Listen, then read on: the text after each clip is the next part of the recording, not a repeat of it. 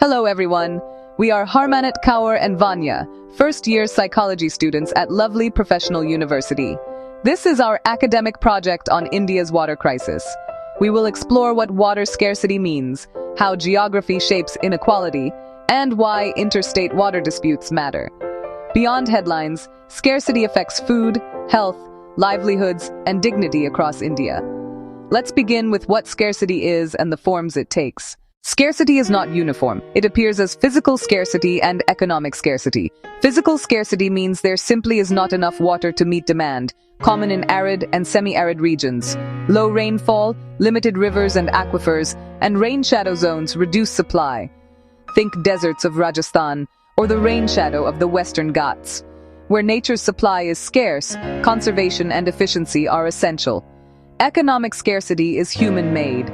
Water exists, but poor infrastructure, investment, or governance blocks access. It reflects mismanagement and inequality, not just natural limits. India has about 18% of the world's population, but roughly 4% of global fresh water, a core imbalance. As population and industry grow, pollution and climate change shrink usable supply, widening the demand-supply gap. India's regions differ widely in rainfall and water availability. Some states, like Meghalaya and parts of the northeast, are water-rich. Others, including Rajasthan and parts of Gujarat, face chronic shortages. Cities such as Chennai and Bengaluru struggle with over-extraction and failing infrastructure. Rural areas depend on monsoons and groundwater, both increasingly unreliable. Cities often divert water from rural zones, deepening inequity for farming communities. Pipelines feeding metros can leave canals as trickles, fueling rural distress and protest. Scarcity is about where water is, how it is managed, and who gets it, a question of geography and justice. When scarce water crosses state borders, rivers can become lines of conflict. Upstream dams and priorities for local agriculture, industry, and drinking water can reduce downstream flows. These disputes are complex, emotional, and long-running.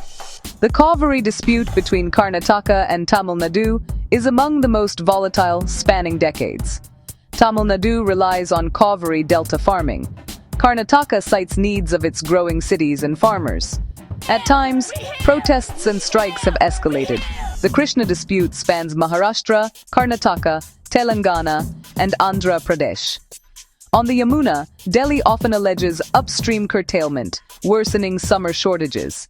Tribunals under the Interstate River Water Disputes Act allocate shares, but cases can take years and reach the Supreme Court. Court orders may give temporary relief, but lasting solutions remain elusive. Climate change and variable rainfall make negotiations harder and planning more urgent. Uncertainty over water fuels chronic stress, anxiety, and community tension.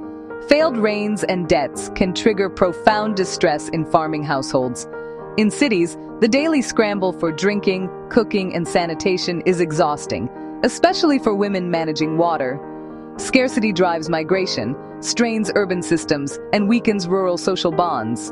Competition over shared sources can fracture trust. Supporting mental health and dialogue is vital. Sustainable management, equity, and cooperation across basins can secure India's water future. As students and citizens, let's conserve, innovate, and advocate for accountable water governance. Thank you for watching. Together, we can ensure rivers flow and taps do not run dry.